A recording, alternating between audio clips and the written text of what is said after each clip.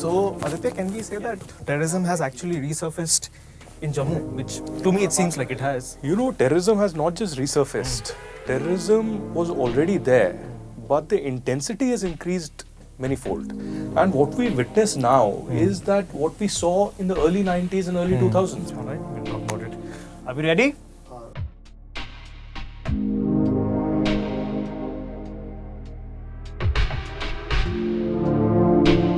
Aditya, I'm not going to mince any words, and my question is fairly simple. Has the Indian defense or Indian security apparatus misjudged the situation in Jammu or called off terrorism way too early, as we are seeing right now? See, nobody has called off terrorism. Everybody is aware that terrorism is a reality, and no immediate solution can be found to this reality. But what the security forces perhaps are suffering from is overconfidence right now. And there is also some kind of an intelligence failure that I would say has resulted in this. In many cases in Rajouri Poonch, terrorists came from Pakistan-occupied Jammu and Kashmir, did a recce, went back, came again, did the terror attack and went back again.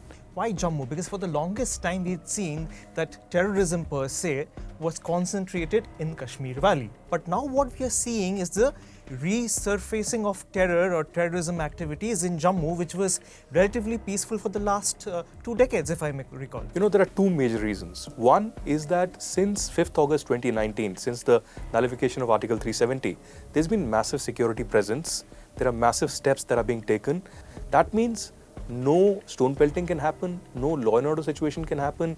While there are encounters happening, roads cannot be blocked. So in Kashmir, operating is very difficult for Pakistan. That's why in Kashmir what we now see is hybrid terrorism. That's a pistol or a grenade given to any individual from any walk of life. And the second major reason, Anthony, is that Pakistan realizes that in Jammu the majority population is of Hindus. In upper reaches, the mountainous regions south of Pir Panjal, there is a mixed population of Hindus and Muslims, particularly in Doda, Kishtwar, Rajouri, Poonch, all these areas.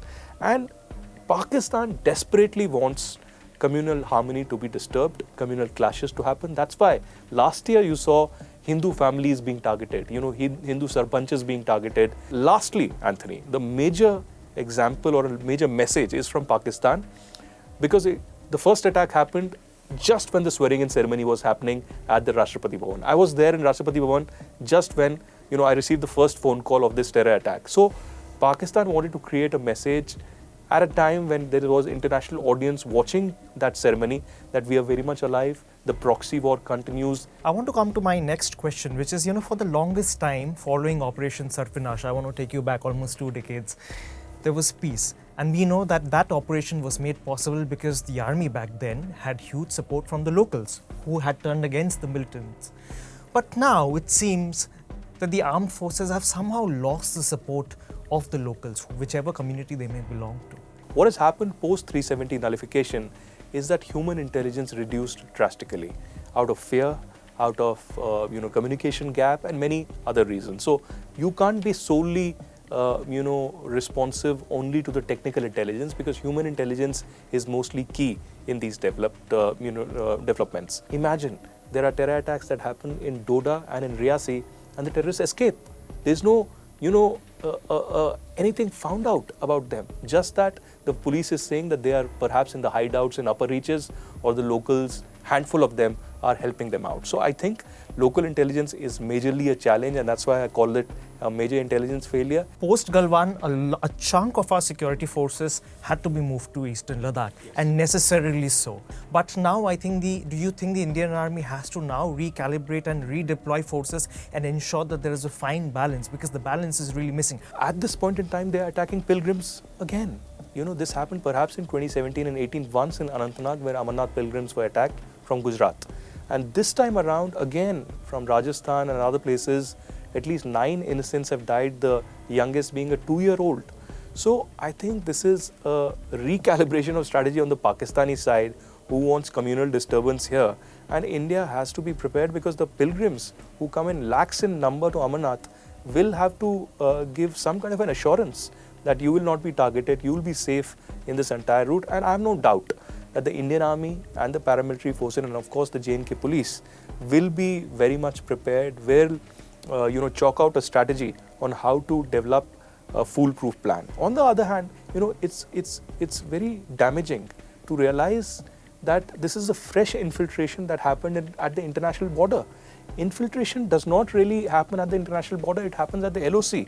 So if through the barbed wires where BSF is keeping a strong vigil, terrorists are still able to sneak in, it's a question mark on your security grid at the international border.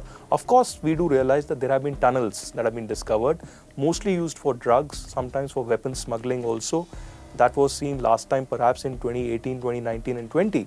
But this time, if tunnels are again there or if there is infiltration happening from international border, I think it's a major concern for the forces. So no excuses so far as national security is concerned. No questions at all. I do hope also that the National Security Advisor Ajit Doval really continues at this point, because what we are witnessing is a smooth transition of power. Of course, I also understand that's your home state, that's where you come from, and I think it's a very emotive issue. At a personal level, we all would want that state to be peaceful. I've been there multiple times, and I think I've seen lasting peace more or less. Well, I hope so too. When last night at around 9 p.m. I first time heard about the Kathua attack, I almost was awake all night till about 3:30 a.m. and trying to monitor, what's happening, because the Kathua attack happened and post midnight we heard about Doda, and the encounters were happening at 3 a.m. There was a fresh contact. And imagine the SSP DIG who were traveling in their own vehicles came under fire.